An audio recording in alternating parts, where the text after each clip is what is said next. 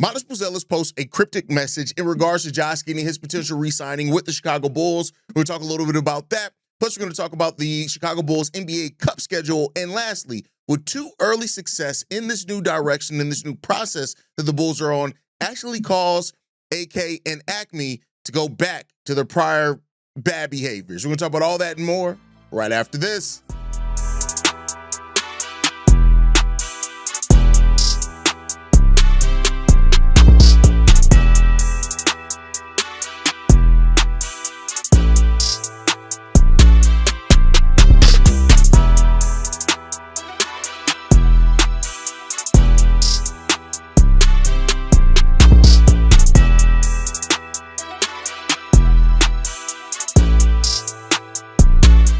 What's going on, Bulls fans? Welcome to another episode of Chicago Bulls Central, your number one spot for everything Chicago Bulls related. I'm the host, Eric Hayes, but more importantly, you guys can follow the channel at Bulls Central Pod on every social media platform we happen to be on. With that said, let's go ahead and get into this content for today, y'all. And we're going to start off with this message from Modest Buzelis. He posted this on his secondary Instagram account, which I guess like everybody has. This is his more personal Instagram account. Now, it's not verified, so there's no way of guaranteeing that it's him. But then when you look at the fact that it follows most of his teammates, the fact that way more personal type content is posted there than what's on his regular Instagram, this is probably Modest Buzelis. Now, this for those that are on the YouTube side of things, I'm putting the message, the post up on the screen so people can see what he posted here. And, you know, the thing that I hate, I've said this a lot recently, one of the things that I hate is that so much now kind of sports analysts and news and stuff does come from player social media, because you got to now you got to follow everything. Now I got to follow Modest Buzelis, not only his regular account, but his secondary account, just in case any information comes out about it or you post something there that's worth reposting to the channel or to the page or anything like that. But hey, that just comes with the territory. It is what it is. But you know, we have not heard very much on Josh Giddey's contract extension at all lately, right? It's been fairly quiet. The last that we did heard is the stuff from Jake Fisher, in which he did say later in August you can expect the deal to get done. We're now about midway through August. The deal's still not done. So maybe over the next couple of days or so, or maybe this is a sign that Modest Buzelis kind of knows something's going on behind the scenes. I'm sure he stays in touch with his teammates. But this is just kind of more things to just state how in tune and in touch Modest not only is with the state of the team and the fan base, but he knew exactly what he was doing by posting this. And, you know, hats off to Modest. I mean, if it happens, great. If not, it is what it is when it comes down to that, too. No harm, no foul when it comes to it. Like, we'll see what happens with Josh Giddey. There's been no change on it right now. Everything's still quiet on the Josh Giddey front. And, you know, while, you know, I've talked about it and said that we've basically covered every single permutation, every single possibility, every single angle that could possibly be done with this Josh Giddey and re-signing madness, and we're still at the same place that we've been. There's been no real change in any of it. So I don't expect it to happen anytime soon, but you guys know if Josh Giddey does get re-signed, or when Josh Giddey does get re-signed, we'll have an episode out shortly thereafter. It just is what it is. So, and we'll be breaking down the contract. And at this point, that's really all I can say on that. Is we'll break down the contract when it happens, and we'll see which side end up giving up the most, right?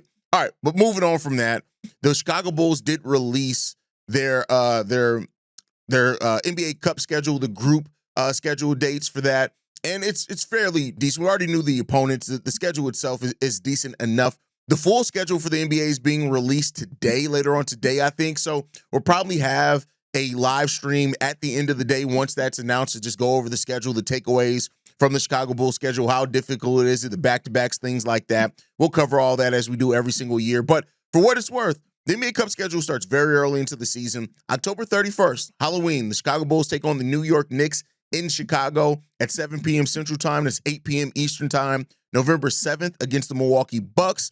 That's in Milwaukee for that one. That's going to be an interesting game. You know, the Milwaukee used to be years ago, like this was before Giannis, right? Is that going to Milwaukee was almost like an extended home game for the Chicago Bulls. My lapsed Bulls fans will remember this, right? It used to be an extended game because Milwaukee's fan base wasn't huge. You know, not to say that their arena wasn't decent, but like Bulls fans would make that short travel to Milwaukee to support their team. And there were times, like I said, a decade plus ago where there would be more Bulls fans in the Milwaukee Bucks stadium than the Chicago. There would be than Bucks fans when the Bulls took on the Bucks. Now that has changed because the direction of that franchise has changed. They got an all-time great in Giannis Antetokounmpo, and things definitely changed at that point in time. But so for what it's worth, the Bulls take on the Bucks in Milwaukee at 7 p.m. Central Time, and then we take on Miami at home in Chicago on November 21st, 2 weeks after the Milwaukee Bucks game. And then we finish our NBA Cup group play November 28th against the Charlotte Hornets in Charlotte. For what that's worth, that's a team we always play tough and close as well. That one goes down 6:30 p.m. Central Time, 7:30 Eastern Time. And this is a decent NBA Cup schedule. I don't look at this and it's not as difficult as some of the other ones that we've had. I'm really excited about a lot of these matchups. Of course, the New York Knicks are going to be one of the best teams in the Eastern Conference as far as win-loss schedule for sure. The Milwaukee Bucks, depending on how you look at their acquisition of Miles Turner, I mean, they made other acquisitions, of course, other than that. But like the Milwaukee Bucks they're decent. I'm not going to say they're great. They're decent. And we'll see how that and the Bulls play off against that. Miami is another team. Yeah, they got Norman Powell, but not a lot outside of that as far as changes to their roster. This has been one of the seasons where Pat Riley has kind of been accused of being asleep at the wheel, not really doing much for their Miami Heat team. And then the Charlotte Hornets. Like I said, we always play the Hornets close. This is one of the years where the Bulls have the best opportunity, really, to come out of that NBA Cup and maybe go into the next stage of play, the knockout round. Now, I'm not guaranteeing that. The Bulls, points matter. Point differential is a lot more than if you win or lose the game. There's a lot that goes into the NBA Cup and moving into the next stage of it. But, we'll see what happens there with the Bulls. I think overall, like the NBA Cup thing, it's been better than I was expecting. When the NBA Cup was initially announced, I'm not going to lie to you guys, I looked at this and saying this is just a way for the NBA to get more games. It wasn't. The games are part of the 82. Well, unless you go into the knockout round, then right, it's not part of your 82. The teams that don't go into the knockout round, they get 2 games added back to their schedule. But still, it's not like it's much more. And the NBA Cup play, especially last year, was surprisingly good and competitive. These teams have taken it really seriously for the most part, especially with the point differential mattering. You see that the teams try to keep that the gap on those or blow it out, like we saw Joe Mazzulla and Billy Donovan have a little conversation on the sideline when we played the Celtics before an NBA Cup game, where Billy Donovan was like, "Hey, what are we doing here?" And Joe Mazzulla was like, "Listen, the point differential, we gotta keep doing it. Yeah, we're blowing you out, but we gotta keep doing it for the point differential." So it's been more interesting than what I gave it credit for coming in. And this is why you never really pass judgment on something until you really see how it ends up working out, because NBA Cup games were some of the more exciting games that we watched last season, as far as not even just for the Bulls. I mean, just in the NBA overall, those were some pretty fun games to watch. So we'll see if that continues for this team and what they end up doing going forward. But overall, the Bulls now know their NBA Cup schedule. The full schedule will be out sooner rather than later. I can't wait for that, because that gives us something to break down and start looking more forward to actual basketball being played than worrying about a contract of Josh Giddey, which the fan base, the Bulls Civil War, the fan base over this, man, it's been really fun to see. I'm not gonna lie to you guys, as an agent of chaos, as I am so often, it's been just really fun to see how this is shaking out for the conversation. But nonetheless, man, we'll see what happens when it comes to that one. But overall, man, we'll see what happens if the Bulls do miss out on round 2 again, as we have the last couple of years. We'll get a couple of games added back to our schedule, and it is what it is. We have not yet appeared in the knockout round at all. We just haven't, right? There's 2 wild card teams that go into the knockout, so even if the Bulls don't win their group, they have an opportunity to move into that knockout round. But it's neither here nor there, really, if we're being 100% honest with it. And we'll just see how things start shaking out. But you guys can let me know how you feel on that down below. But I want to get into the next topic for today, right? This is kind of more so the main topic on today's episode. And it stemmed from a conversation in the Discord, right? And it was a fair one. And it's that, the Bulls changed their direction. And while I think a lot of Bulls fans have not updated their talking points or their mindset since the Bulls have changed direction. And maybe because that change of direction did not come with the total blow up of the roster right now. It has over time. When you look at losing Alex Caruso, DeMar DeRozan, Zach LaVine, Andre Drummond, like a lot of the players that were here and part of the core of what we were doing with the prior build of this roster are gone. But because it didn't come with a tank or a big blowout where we're trading everybody in the same offseason, stacking assets, that I think a lot of Bulls fans fail sometimes to realize that this Bulls team did change direction. Now, that doesn't mean that this direction is going to lead ultimately to where it wants to go either, but they have changed the direction. Now, the reason why I say that and I get into this, because one of the things that I asked, and I've talked a lot about this offseason, is the fact that I do think this Bulls team has gotten better. I think that based off what we had and what we were lacking last season, this team has gotten better than what it finished last season on. Adding Ayo Dosunmu, getting Isaac Okoro in here, to replace Lonzo, who just didn't play a lot, right? Getting Noa Essengue, we'll see how much he ends up playing, but theoretically brings up rim protection and another player that fits our style of play for sure, right? Buzelis is probably going to take a step. Got to see what Coby White and Josh Giddey look like after a year of really spending most of that season figuring out their chemistry. Now, can they build off from that to start a season? But the question that I have here is, while I'm somebody that I do think the Bulls can flirt near 500 this season, would too early of a success for this team, and even then, success, right? Like success. Even then, would it kind of put AK back where he was before? And the reason why I ask this is that most Bulls fans will remember that this team, they put this team together. The last version of the team together, trading for Nikola Vucevic the season prior, in one offseason, bringing in Alex Caruso, DeMar DeRozan, Lonzo Ball, right? And that team made the playoffs. And then we saw at that team, AK then focused on continuity. We didn't really make a lot of moves to make that version of the team better. Yes, Lonzo went down with injury. We did bring in Andre Drummond, who I do think helps with that. We didn't have a lot of first-round picks. Would this team then thus go back to what they were doing before, which was problematic, and double down on the roster? Like, for example, if the Bulls do win 40 to 41 games, like I think that they can, and somehow get out the play-in, would AK still be focused as he needs to on making the changes that are needed to this roster and continually evolving the roster? Or would AK then go into, especially with everybody, most of this roster being unrestricted free agents at the end of the year and going in restricted free or going into free agency, would then AK look at this and say, "Oh my God, we got to keep these guys together. We got to keep these guys together," right? And that is a legitimate concern that I think Bulls fans have to have in this, because that's what AK has shown before. Now, one could say it's a little bit of a difference between that version of the team and this version. That version had given up so many first-round picks to build that version of the team. Of course, they were going to double down on it, right? Of course, they were going to re-sign Nikola Vucevic. Of course, they were going to do these things because the assets that they gave up to bring those players in, and the fact that they hadn't yet been in a place to recoup those assets, then they're going to try to keep those players around. And I can't knock anybody if they feel that way. But when you look at this roster and you see Nikola Vucevic is unrestricted free agent, Zach Collins, unrestricted free agency, Kevin Huerter, Coby White, Ayo Dosunmu, Javon Carter.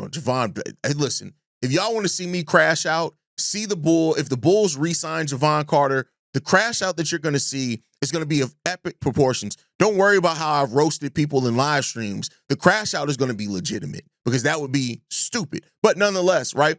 Will we see AK once again fall into the trap of falling in love with a version of a roster before and not realizing that there's a lot that still needs to be done before you're truly competitive in the Eastern Conference, even if you do somehow luck up and move up to a 6 seed or a 7 seed or something like that, or get to a 500 season. And that's a legitimate concern here. We've seen too much of this front office double down and keep things the same. And I do think that, though, there is a difference. That version of the team gave up so many first-round picks. This version of the team still has a ton of first-round picks. That team as well didn't have promising young players outside of Patrick Williams at that point, who the luster on that wore off really early. This team does have Noa Essengue. It does have Modest Buzelis, right? It does have Josh Giddey as it stands right now. They do have those more young, promising players, whereas that team before didn't have that. It was Patrick Williams, and it was a bunch of near 30 or 30-year-olds. That's basically what and Alex Caruso, right? Ayo Dosunmu too. I guess Ayo Dosunmu as a promising player, but then again, they played with his role up and down that whole entire time, as well as Coby White. Would that be what this team ends up doing? And that's a legitimate question here. I would like to think, based off what we've seen so far and the fact that the Bulls have seemed committed, I say seem because it's been a very small sample size, but they have seemed committed so far to a couple of things. One, the style of play. Much more conducive to a younger roster, much more conducive to the modern NBA style, much more conducive to winning basketball. They have adapted that new style. And there has been a focus on younger players. Instead of the Nikola Vucevic's and the DeMar DeRozan, even though Vuce is still on the team has shifted the focus to the Coby Whites, to the Josh Giddeys, to the Buzelis, right? And so it seems like that vision has changed as far as now you're focused more on your younger players. Thank God. Welcome to the party. Thank you for getting here. You're a little bit late to the show, but you have done that now. So I don't know if the early success would make them say we got to keep these older veterans around, or if the Bulls do luck into a 500 season, if it's like, okay, let's keep building this thing around the skill sets of these core guys. Let's bring in players that fit that. Now, some of these guys may. Kevin Huerter could continue to fit what the Bulls need as a connective passer, a player, and a shooter. Kevin Huerter could stick around. Zach Collins, especially if the Bulls do let Vooch walk, and they know that they're going to draft a center or bring in a young center, having Zach Collins there as the in-between, it makes some sense, right? So I'm not here to say that you just let all these guys go and that shows that you're committed to the younger roster. No, it's how the fit is there. And the problem always with the Bulls is like Acme did not realize that Nikola Vucevic, DeMar DeRozan, and Zach LaVine weren't the most seamless fit. Yes, they all could put up numbers. We saw that. We saw seasons of them all putting up decent enough numbers. But then when you get into the plus minus of them on the court, when you got into the style and how DeMar DeRozan and Nikola Vucevic, the minutes together ate into their style of play, right? When you got into those type of minutia things, you started realizing what did and did not fit. So I hope that that's the priority here that the Bulls are looking for. And while, AK preaches or asks for patience and looks at the state of the roster into the 2026 season and the fact that we have a pretty clear, one of the best, the Bulls have, I want to be clear here, and I don't think people really quite realize this, especially with how much talk has been around Josh Giddey and his contract. I don't think people realize that the Bulls have one of the best cap sheets as it stands right now in the NBA. They're projected to have one of the best cap sheets, even if they do re-sign Josh Giddey, even if they do re-sign Coby White, even if they also re-sign Ayo Dosunmu. If they bring all three of those players back, the Bulls are still shaped up to have pretty tremendous cap flexibility, considering the size of those contracts that those players are going to have. Now, as Noah and Modest get closer and closer to their contract extensions, you have to ask yourself, what is that going to look like, right? But the Bulls have one of the best and one of the most clean cap sheets you will find in basketball right now. And that's not something we've always been able to say with the Bulls. The Bulls have always been that team that has that Carlos Boozer contract being there, right? Jabari Parker contract being there, right? Like we've always had some type of contract situation going on. Cristiano Felicio's contract, right? Whereas right now the Bulls sit in a pretty decent place. Now, yes, we still have, I guess we could say we have the Patrick Williams contract situation, but the Bulls, that is even a more of example of how good the Bulls cap outlook is because that $19 million from Patrick Williams isn't stopping anything as it stands right now. It's not stopping anything. And if the Bulls get to a place where they want to move Patrick Williams and they don't care what they get back, like it's basically, we're just trying to dump him off, we'll include a couple of seconds. The Patrick Williams has the size of the contract that's more easy to do.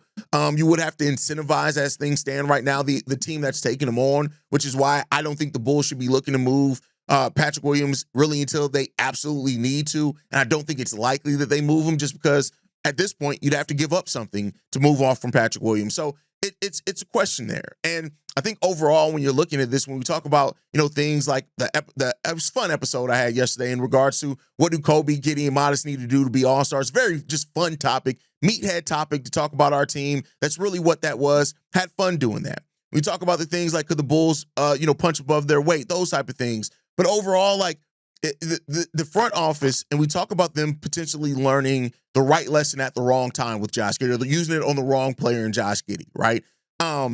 And the thing that I just hope is that this team, if this team does, because you're always hoping that your team has more success than what initially thought on paper. If this team were to have that, I just don't want AK falling in love again and getting blinded and having his blinders on at that point, thinking that this team is closer than what they are just because they got to 500 or 40 wins or they won more games than the prior season. You can't do that. It has to be, if nothing else, AK has had to learn that you have to continually be ahead of the curve. You have to continually be looking at how you're going to adapt and evolve your roster to get to the point of wherever you really want to go and not get caught up in where you're at. Don't be so caught up in being happy at where you're at that you forget about your ultimate destination. And that's something that I think has happened a lot with AK over the last his first run in running the Bulls. We know we got him for 4 more seasons at least. With the 3-year extension, this year was already on that. 4 more years of Arturas Karnisovas. And we'll see what that looks like for the Chicago Bulls. We really shall see what that looks like for this team. And if this now kind of shifting the focus back to what you said your initial focus was, we'll see what happens there. But guys, thank you so much for tuning in. Make sure you guys are following us at Bulls Central Pod. You can send us any feedback, questions, comments, concerns, bullscentralpod@gmail.com. Lastly, if you want to leave a text message and a voicemail for the mailbag, the number to do so, 773-270-2799. We are the #1 spot for everything Chicago Bulls related, but that is thanks to you, lovely and beautiful people. And like I like to end every episode on, go Bulls. Love you guys. See red if you can, y'all. Peace. This has been a presentation of the Break Media.